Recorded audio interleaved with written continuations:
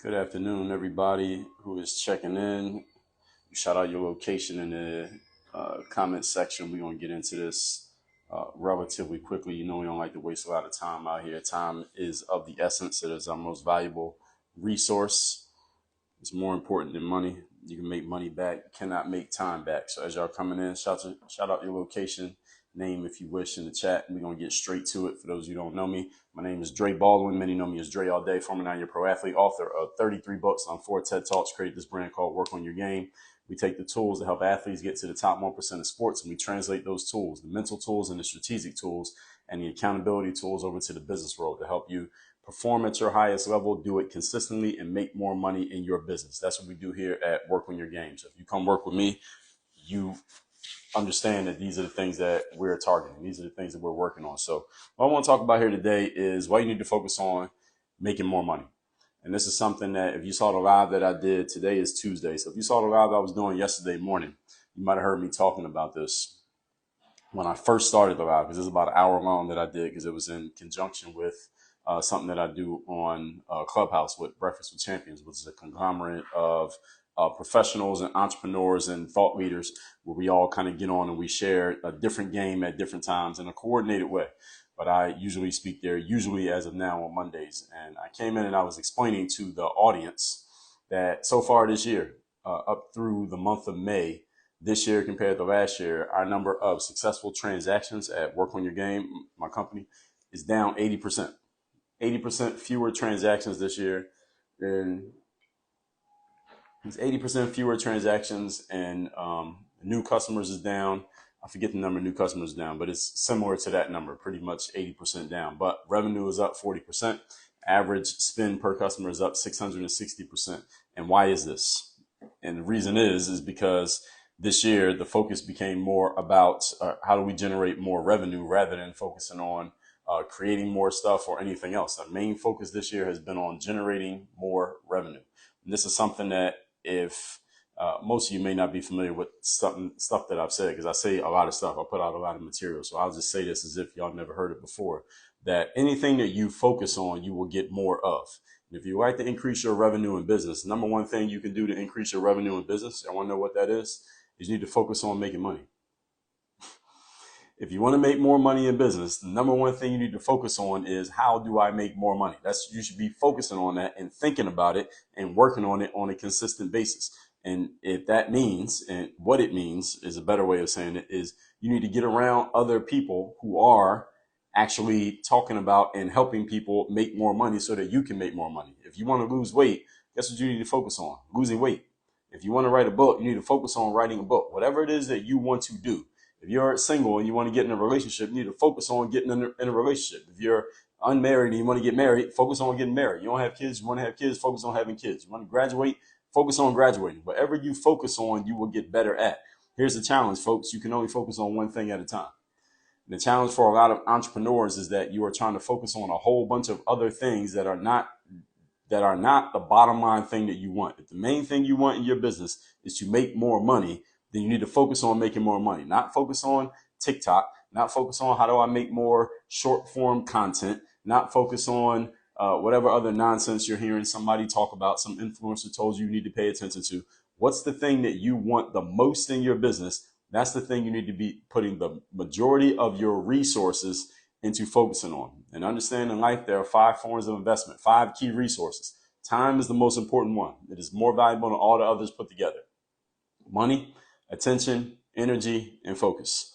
All right. You need to be putting these on into whatever your main focus is going to be in your business. So what I want to talk about here today is why you need to focus on making more money in your business. And there are several reasons why you want to do this. I would think most of you as entrepreneurs, even if you're not an entrepreneur, if you're a entrepreneur, if you're a side hustler, if you're a professional with a full-time job, everybody understands the value and need for money, because we all need food, clothing, and shelter. So even if you're not a money-driven individual, you understand that there is still a value and need in wanting to actually have money. All right, there's still value in it, even if you don't even if that's not the main thing that you want. So when it comes to money, okay, let's talk about this, and I want to make sure that I lay this out in a way that all of you can do something with this. So first of all, money equals freedom and options. All right, that's the number one thing. Money equals freedom and options.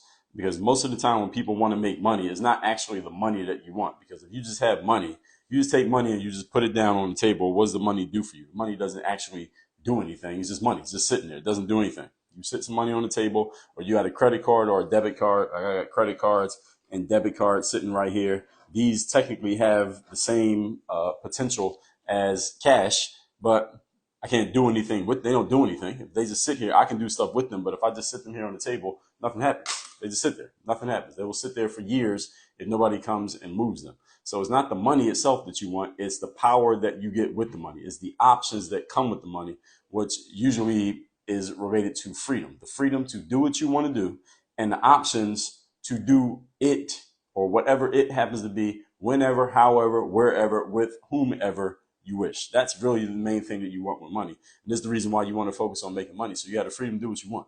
I talk to entrepreneurs who are single parents. They want to be able to spend more time with their kids. Entrepreneurs who are family people, family men and family women. They want to be able to do more things for their families and for their kids. Entrepreneurs who don't even have families, they just want to be able to do more stuff with themselves. Just be able to have the power to do what they want to do, not have somebody telling you what to do, when to do it, and how to do it, because you're tired of people, being your boss. Any of those things that you want, number one thing that will help you get to that place as quickly as possible is you increasing your income. The more income you have, the more freedom you have, meaning you can have that, FU money, as they say. You can walk away from a job. You can walk away from any opportunity. You can turn down opportunities that maybe you're not too keen on or that you don't like simply because they're not to your liking, because you have the power to do so. You don't have the power to turn away opportunities that are less than ideal if you don't have the money to say, all right, well, I don't need to take this money because I can take this money over here. All right. You want to be in that position, then you need to make sure you're maximizing what you're getting out of the current opportunity that you have. And this is why you had to invest in yourself with your time, money, attention, energy, and focus to make sure you're getting the most out of the opportunity that you're working on right now. Because remember, you can only focus on one thing at a time.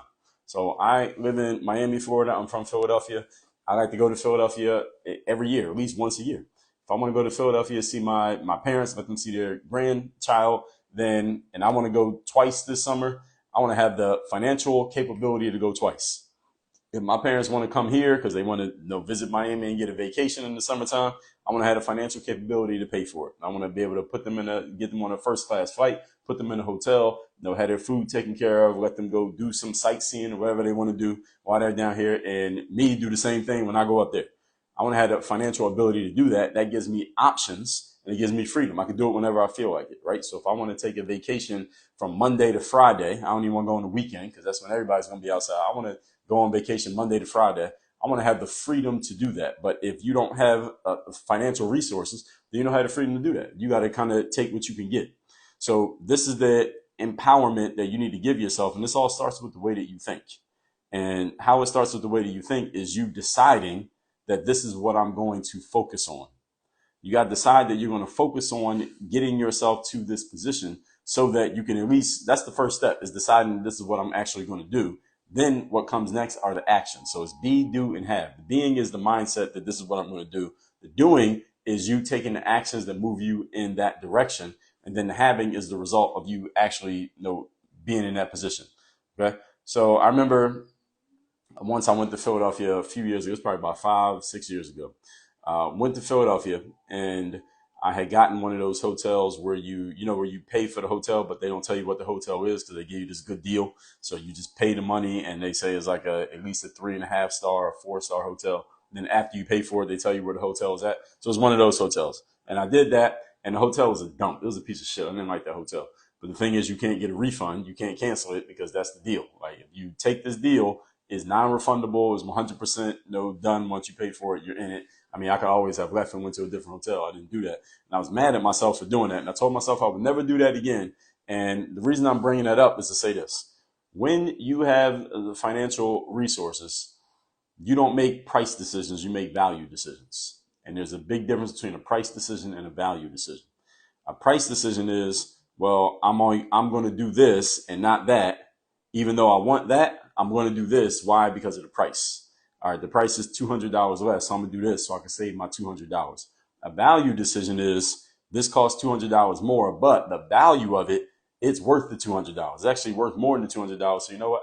I will pay the extra 200, quote unquote, extra 200. I would even pay 500 extra or 1,000 extra to get this because that's the thing that I want. See, a value decision is when you are buying things because you want them. Use your money to get the things that you want. A price decision is when you use your money to get the things that you can afford or the things that you're comfortable spending on. You could possibly afford the other thing, but you don't want to. You just don't want to pay the money. You don't want to part with the money because you're making price decisions. When you get your money in the place that you want it to be, and this is the reason why I'm emphasizing this in this live, when you get your money in the place that you want it to be, you don't have to make price decisions anymore. You can make value decisions. All right. How many of you would like to go to the grocery store and buy your groceries without having to add up the price of every single thing you're putting in the cart? I remember when I was a kid, my mom would go to the grocery store and she would take my sister and I with her, and she would have a little an envelope, like the envelope she would put mail in. And she would have an envelope with her, and she would have all these coupons inside the envelope because she would clip coupons so she could save money on the groceries that she was buying. And she would have an ink pen. And as we walked through the store, she would grab stuff off the shelf that she had coupons for, a lot of stuff she had coupons for, and she would write down on the envelope every single thing she was putting in the cart and the price of it. And she would just be adding it up as we were going along. She would just be adding up how much everything was costing. So she knew exactly how much everything was going to cost by the time she got to the register. And then sometimes she would have to make decisions like, all right, we can't get all this. I can't get that. I'm not going to be able to get that. I can only get 2 of these, not 4 of them. And she would be adding all that up because she knew exactly how much money she had to spend. She was making price decisions. Those are price decisions when you got to add everything up and you're thinking, all right, can I pay for that? Can I pay for that? A value decision is when you're just getting what you want, or when you're going to certain places and you're not even worried about the price. I mean, now, look, I'm not saying you shouldn't worry about the price or look at the price of anything, because sometimes, all right, your money can go away very quickly when you're not paying attention to the price. I'm not saying don't pay attention to the price, but it's making value decisions, is getting what you want, not just buying things based on, well, this is what I have, this is what I can afford. So ask yourself, where in your life are you making price decisions where you want to stop doing it?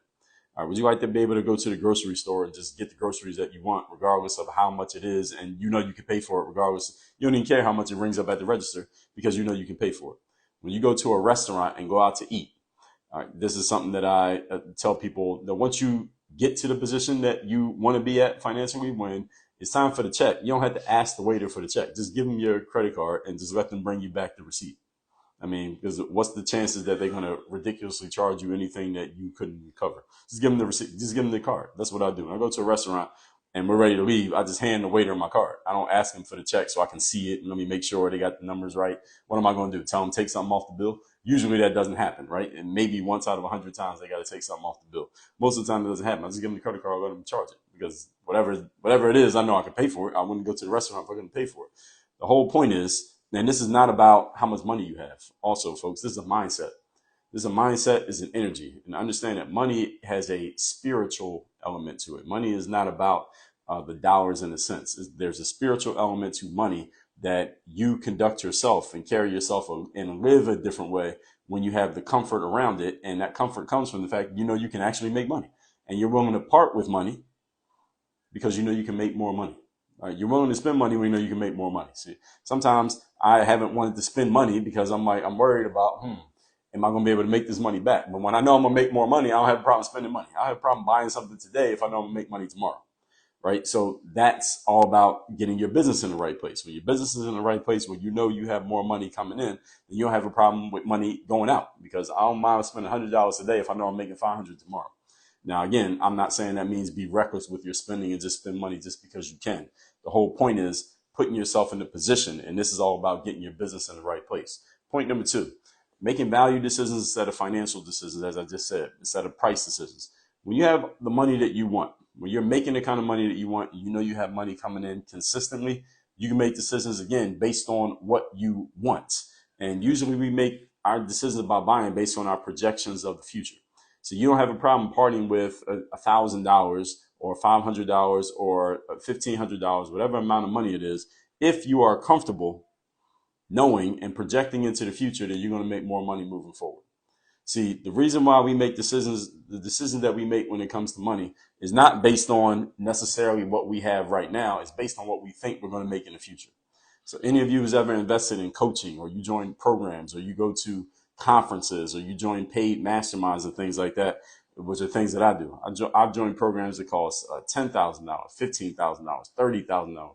And the reason why I'm willing to invest in those programs is not because I am, let's just say, excited about outlaying that much cash, is because I'm thinking to myself, okay, if I invest in this program, I invest 20,000 in this program, I know what I'm going to learn in the program, and what I'm going to get access to is going to empower me to make way more than 20,000. So I'm willing to outweigh this 20,000 now and be down 20,000, because I know I'm going to learn enough that I'm going to make way more than that. I'm going to make 10x that in the future. I'm projecting the future. We're willing to part with our money now because we know that the parting with the money now is going to help us make more money in the future. This is about your projections. So anytime you find yourself hesitating to spend money that you have, like you actually got it. I'm not talking about you don't have the money. If you don't got it, you ain't got it, you ain't got it. But I often talk to people, as a coach myself, as a business coach, I talk to people often who have the money and can afford to invest, but they don't invest because they're concerned with, they're projecting their future. They don't say it in so many words, but I understand this because I talk to so many people. I understand these things. People don't want to part with money in the present because they're projecting into the future. How am I going to make this money back? All right, if I invest 10,000 now, or 5,000 now, or 20,000 now, how am I going to make this money back? And if you don't believe in your ability, you're not projecting that you have the ability to make that money back, then it's going to be very hard for you to emotionally reconcile parting with money right now. So this is all also about your mindset. And any of you familiar with my stuff, if you're not, get familiar with it. Understand that your mindset around money plays a bigger role in how you deal with it than your actual dollars and cents that you got in the bank. Everybody got that? Let me say that again. Your mindset around money plays more of a role in what you do with money than the actual dollars and cents that you have in the bank. So don't let the dollars and cents that you have in the bank be the excuse, for lack of a better term, for what you do with money. It's really about how you think about money, because you could be down to your last dollar and still have the mindset that you can make the money back and you don't have a problem. This is how somebody like Donald Trump, like pre-politics Donald Trump, if you're familiar with him, like back in the 90s and the late 80s, Donald Trump he was like underwater because he had a whole bunch of highly leveraged real estate. He was building high rise and stuff in Manhattan, built a lot of lower Manhattan, and he was in debt. And he went bankrupt. His businesses went bankrupt, several different bankruptcies and all different types of stuff that he had to deal with. And he wrote in one of his books, I think it was The Art of the Deal, he wrote about this, how he was walking around Manhattan one day. He saw a homeless man on the street. And he looked at the homeless man and he thought to himself, man, this homeless guy who has zero is $1 billion richer than me. Because at the time, Donald Trump was $1 billion in debt. So he was like, damn, this guy has more money than I have because I'm negative $1 billion and he at least has zero. That's better than me. But the whole point is he ended up coming back. He came back 3 times richer than he had been before. That's not because he had the money. He didn't have the money. He was actually in debt.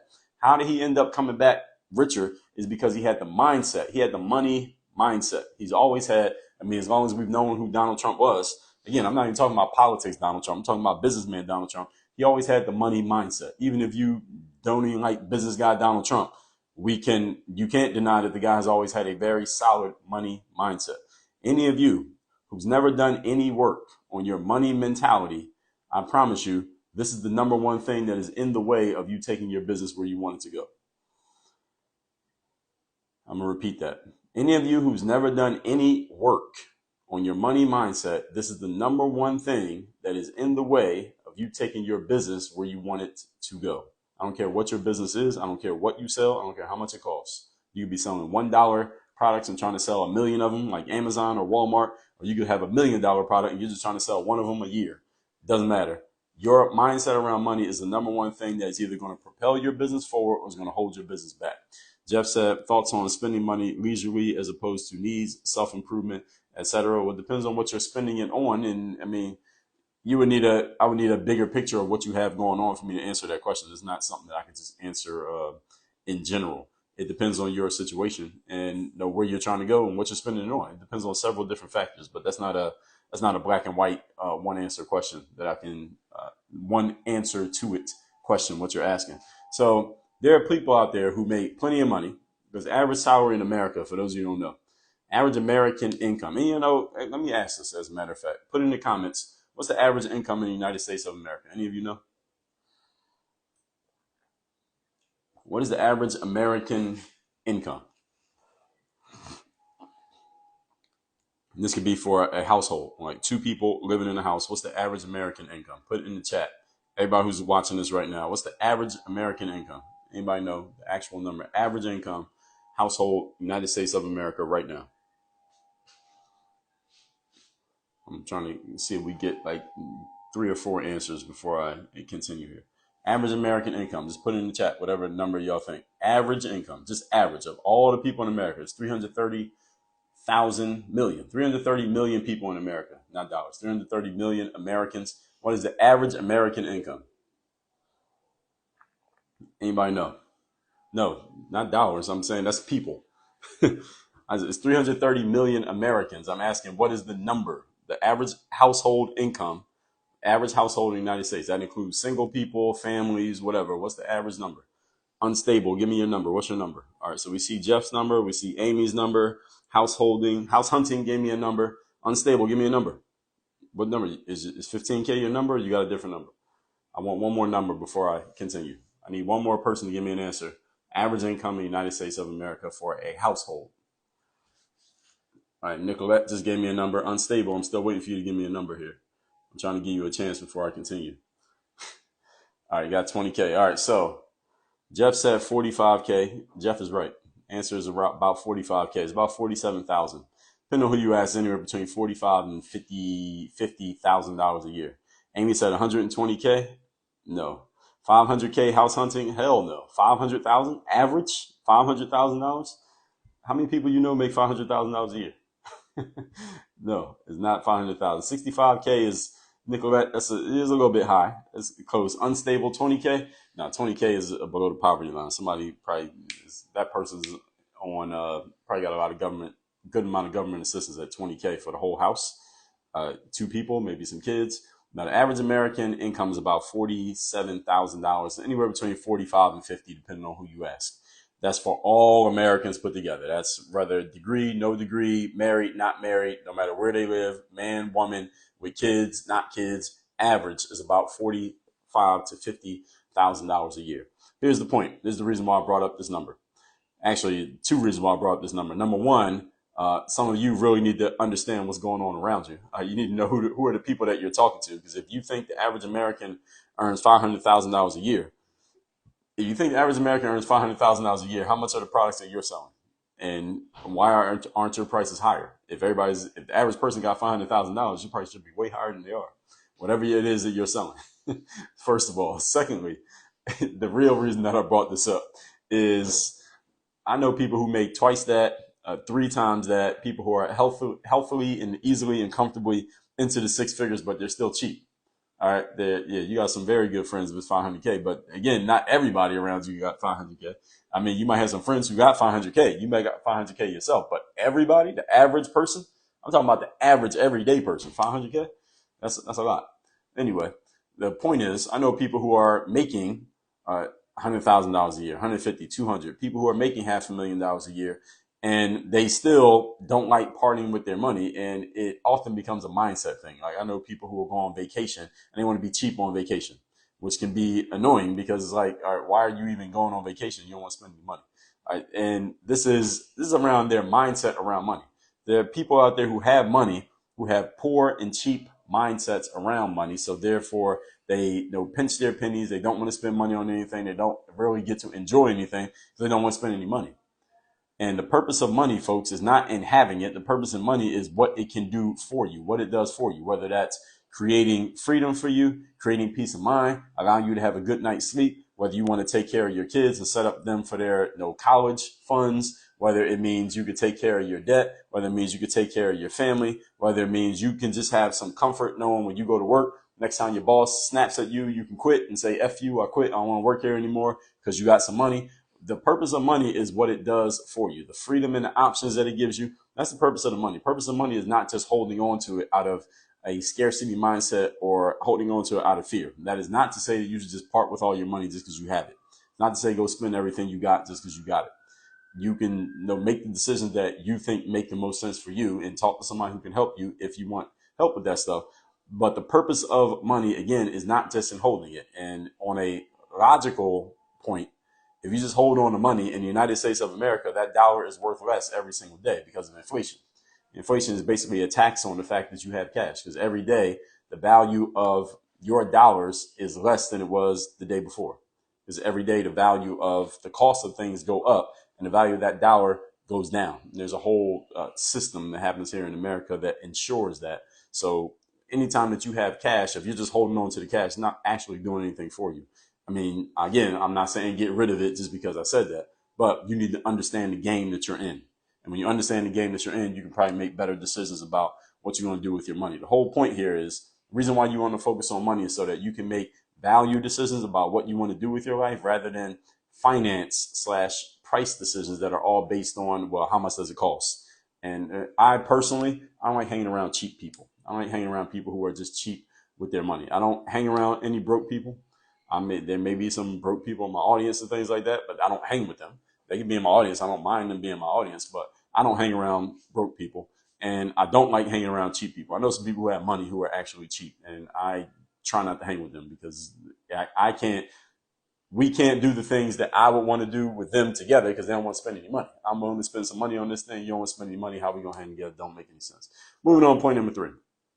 We are talking why you want to focus on money. Number 3, living a life free from worry and anxiety about what might happen to you and your ability to deal with it.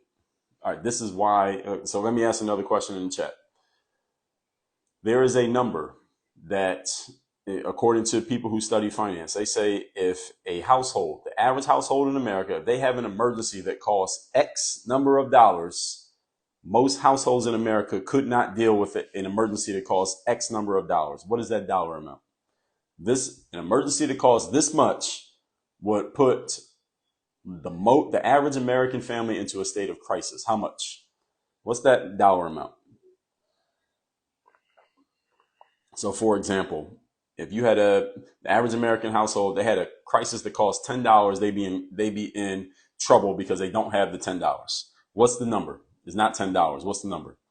What's that dollar amount? That if the average American household, if they had a crisis that it costs this much to deal with that crisis, that might be the dog needs surgery, or the kid broke their wrist playing soccer, or a window got broken in the kitchen, or the tires blew out in the car, or what's something else that could happen?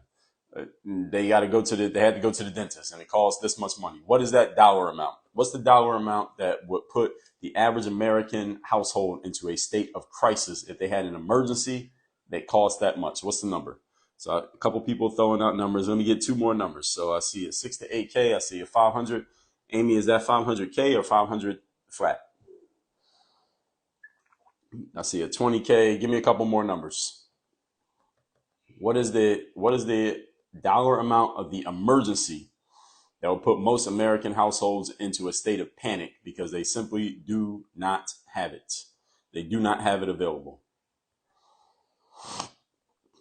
It's 500 flat. Okay. The answer is, now Amy, you got this one right. The answer is about $400. $400 is the answer, not $20,000. $20,000. No, not 20,000. House hunting. You got a big eyes and big stomach. You got a big stomach.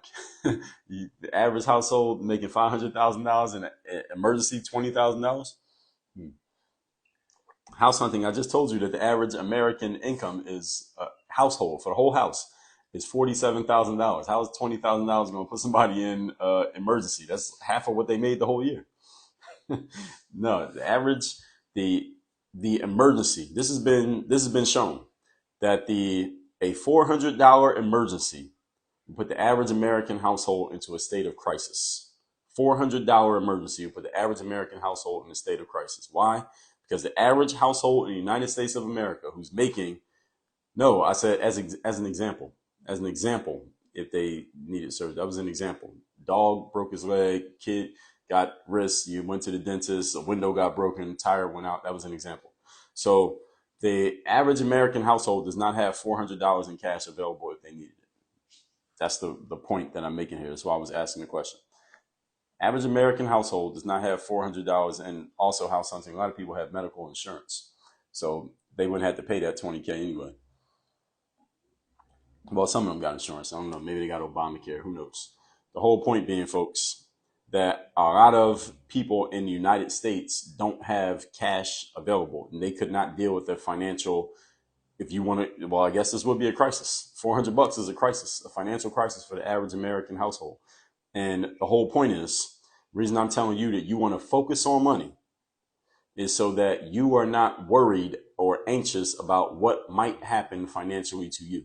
You know that anything that does happen, it may be unwanted. You might not want to have to pay for, damn, my kid broke his wrist. Now we got to go put a cast on him and I got to pay the doctor for this because we ain't got insurance.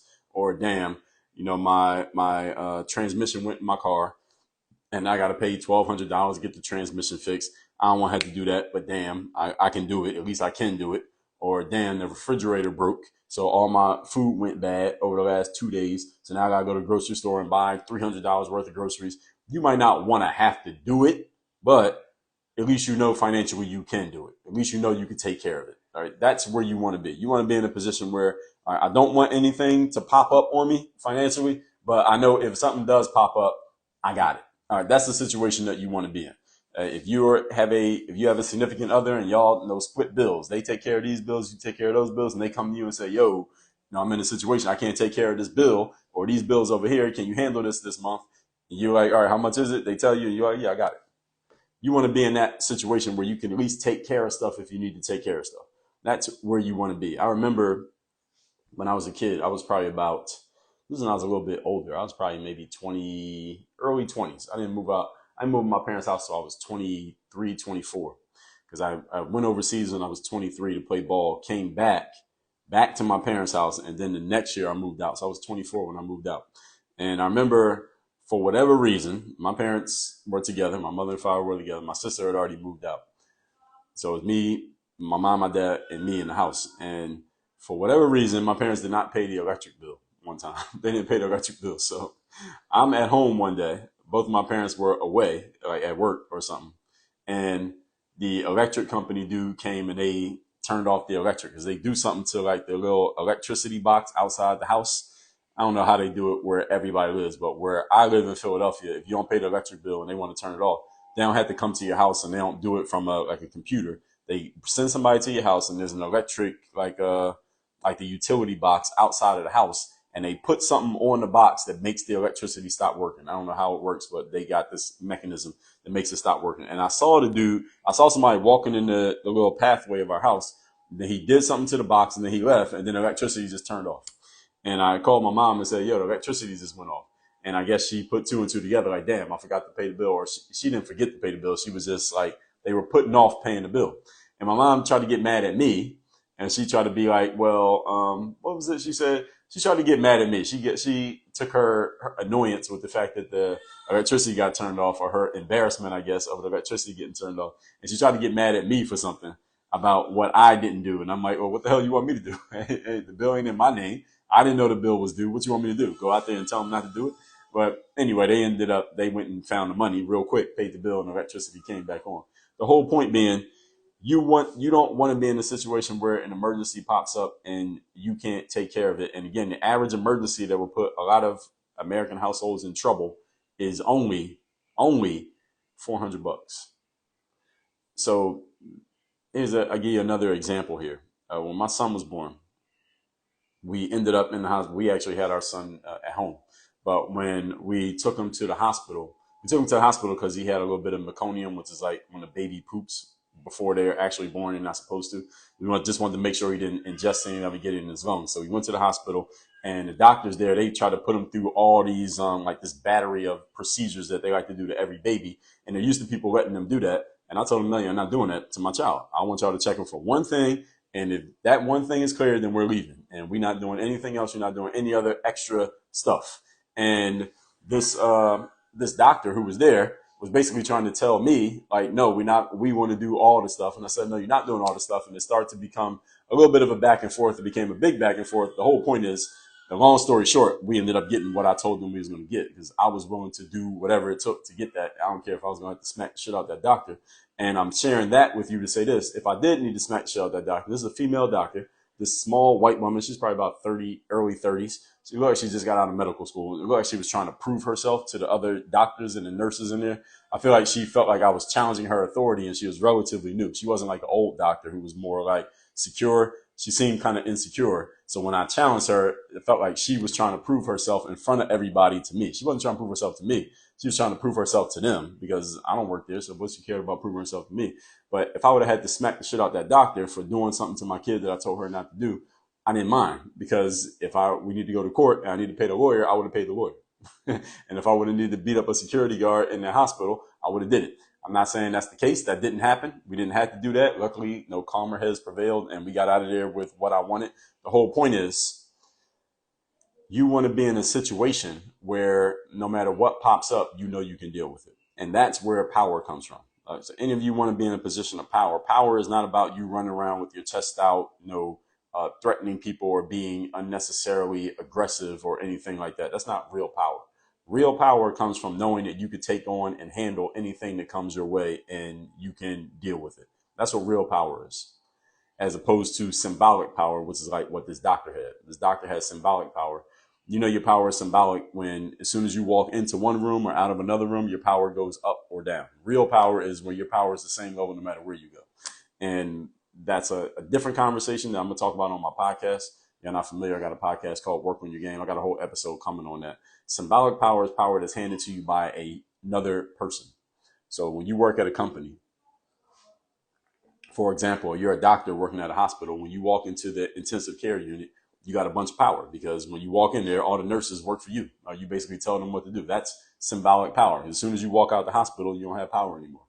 On the street, you have no power. But as soon as you walk in the hospital, you got power, because you're that guy or that girl inside the hospital. That's not a knock on anybody who works in the medical industry. I'm just explaining this is how it works. When you are, give another example, you're a teacher or a professor who works at a school. As soon as you walk into the facility, you have power, because you're somebody in there. Let's say you're a principal at a school. As soon as you walk into that school, you're that guy or that girl, because you basically run the place. You're in charge. But as soon as you walk out of the school, who are you? Nobody. You don't have, your power just went away as soon as you walk out. Real power is not about power that other people handed you. If you work at a company, no matter what your position is, your power is granted to you by the people who hired you. And the same way that they hired you, they can fire you. Same way they gave you power, they can take it away from you. That's symbolic power. Your power is symbolic, meaning it was given to you and it can be taken away. Real power is power that comes from you. Understand that true power is not given. True power is taken. True power is not given. It is taken. So when you think about certain words like leadership, power, leading, let's just go with those words. Ownership. These things are taken. They're not given. Somebody can't give you leadership. You take leadership. People can't really give you. You can technically be given ownership, but for the most part, you have to do something to get it. You got to grab it. You got to grab ownership.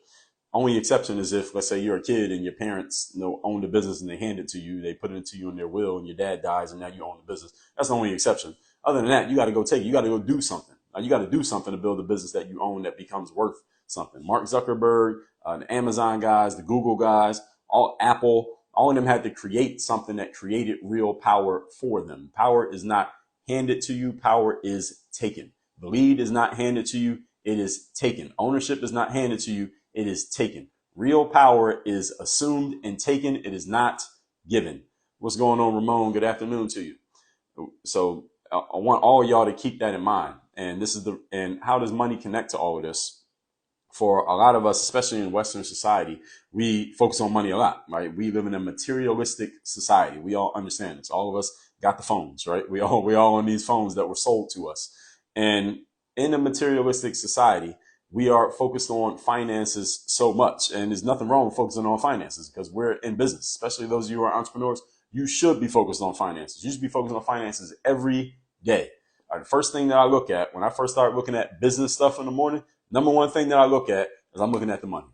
I want to know how much money got made overnight, because I looked at it in the evening before I went to bed.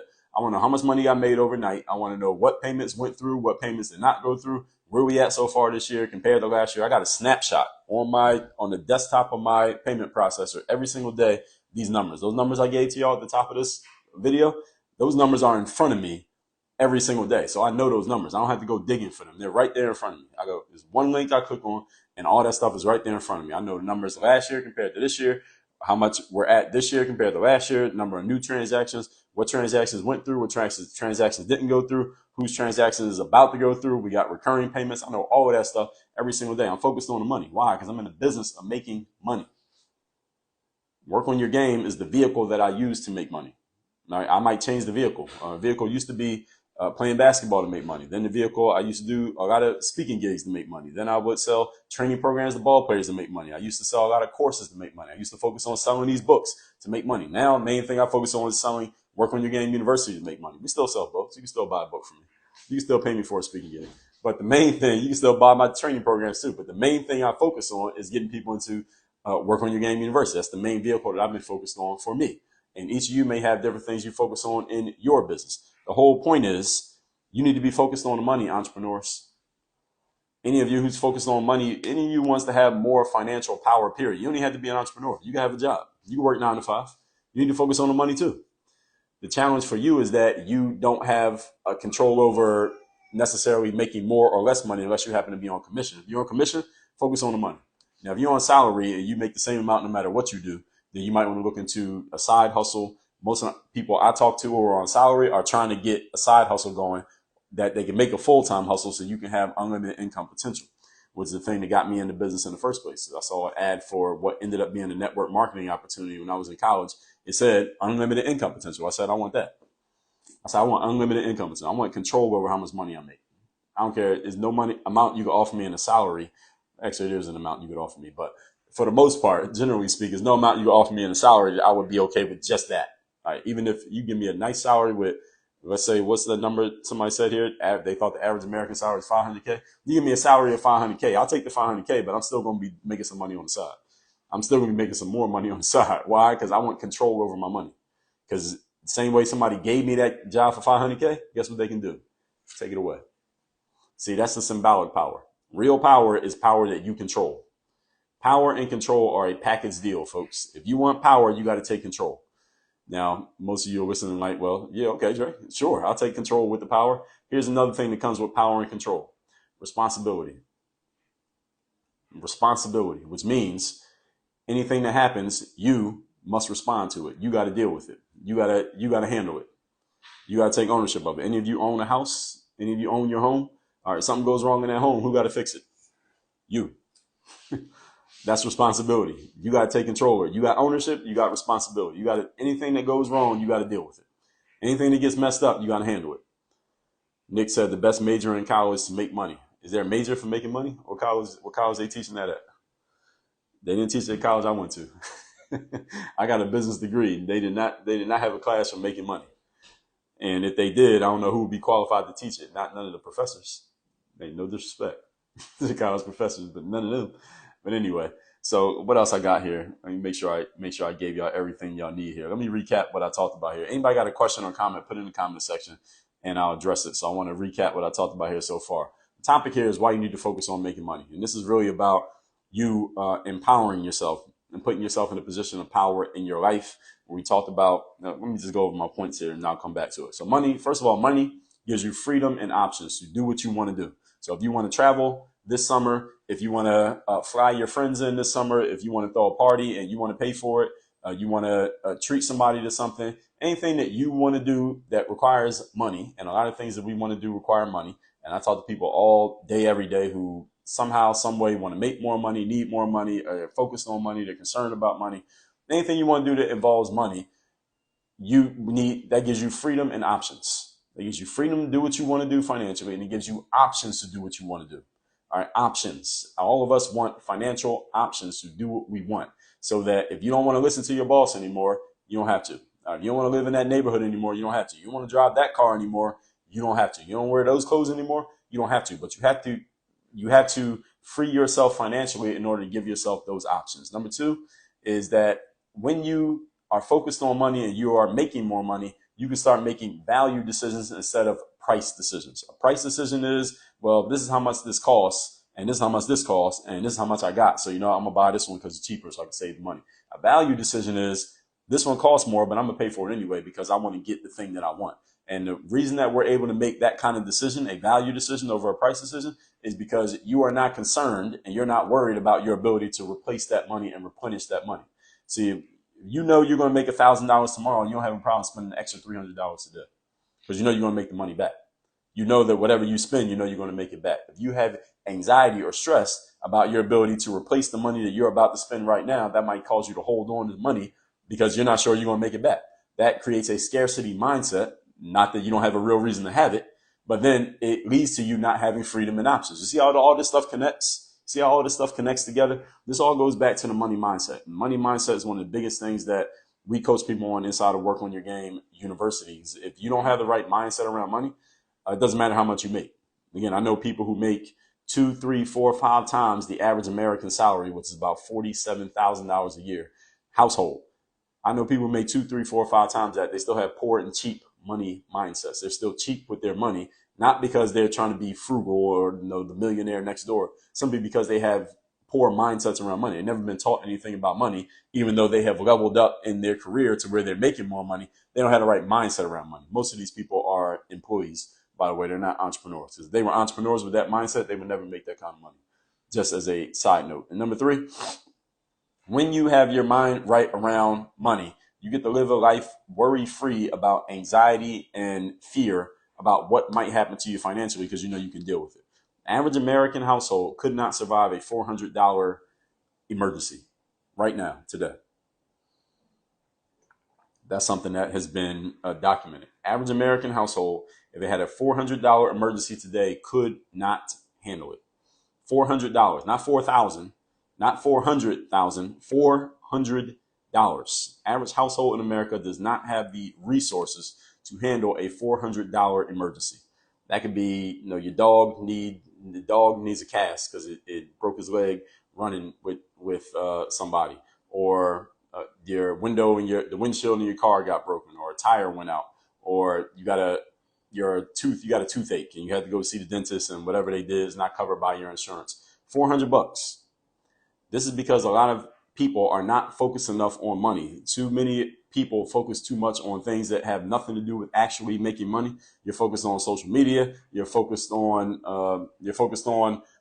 all other things that ain't making you money. All right. Daverdeen said, my emergency started at G. Yeah. So right there. So those kind of emergencies, a lot of times people can't deal with those emergencies. Like your cousin got arrested and you got to pay the bail. You got to bail them out, and it's $1,500. All right, they couldn't do it. They ain't got it. All right, this is what happens to a lot of people. So we got to make sure, all of us as entrepreneurs, and I'm assuming most of you are entrepreneurs, even if not full time on the side, that you need to focus on the money. There's nothing wrong with focusing on money. All right, we need money. Food, clothing, and shelter, all of those are paid for by money. We need money. You want money. You need money to live. You need money to prosper. You need money to thrive. And you need money so you can do the things that you want to do and take care of yourself and live the way that you want to live. And inside of Work on Your Game University, this is where I help people get focused on the money. And then we focus on how can we help you with your thing, make the money that you want to make. And let me give you all my text number. I send out a daily motivation text for free every single morning. You want to get that text, just text me at that number I just put in the chat, 305-384-6894. And since all you got this message, all you understand everything that I just shared, you need to become a member of Work on Your Game University. Inside the university, you get access to all of my trainings and direct coaching from me on your mindset, strategies for what you're doing. That's the game plan, the plan of action, the systems, which is how do you make your things work over and over and over again. And then accountability for me on how you execute in a consistent way.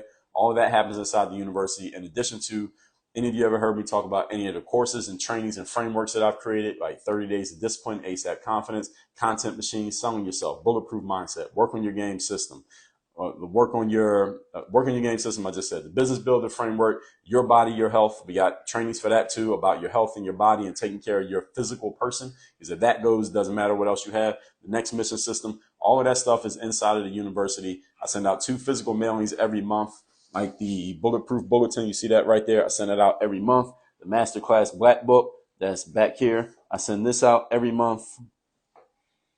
This is the January one of the Black Book. I send this out every month along with the Bulletproof Bulletin. This is the April issue. The May issue is coming in the mail very soon. I send these out physically every month to every member of the university, but you have to be a member of the university to get these. Go to workonyourgameuniversity.com. There's a whole bunch of other things. And that's also the only place you can be coached directly by me. So any of you ever wondered, Dre, do you offer coaching? Is there a way I could talk to you on a regular basis? Is there a way I can just ask you questions one-on-one and stuff like that? The answer is yes. There is only one way and one place. That is at Work on Your Game University. That's the pin link you see right there. Workonyourgameuniversity.com is also the link in my bio on Instagram. If you're watching this on YouTube, when I put the replay up, it'll be down in the description. But the link is just workonyourgameuniversity.com. You can also text me if you want to ask me a question about setting up a time to get on the call with me and stuff like that. That's all. Just text me at that number, 305-384-6894, and join the university at workonyourgameuniversity.com. So speaking of all of that, I'm about to work on my food game because I'm about to go eat dinner. And then we're going to wrap the day up here over at Work on Your Game headquarters. So hope everybody got some value out of this. Hope y'all got something useful out of this. Send me a text or a DM if you have any questions about anything that you heard in this live. And I'll be doing more lives moving forward. Y'all know how I do. I'm consistent when it comes to the content. Oh, yeah. Work on Your Game podcast. That comes out every single day. So if you like this, I got podcasts where I go deeper into this stuff. It comes out every day for free. It's called Work on Your Game. Look it up on Spotify, Apple Music, SoundCloud. Most of our listeners are on Apple Music or Spotify. It's called Work on Your Game. It's by me. It's just me every day. I don't interview anybody. There are no guests. It's just me talking every single day. Work on your game. And that's it, everybody. Y'all have a good afternoon. Appreciate your time. We out of here.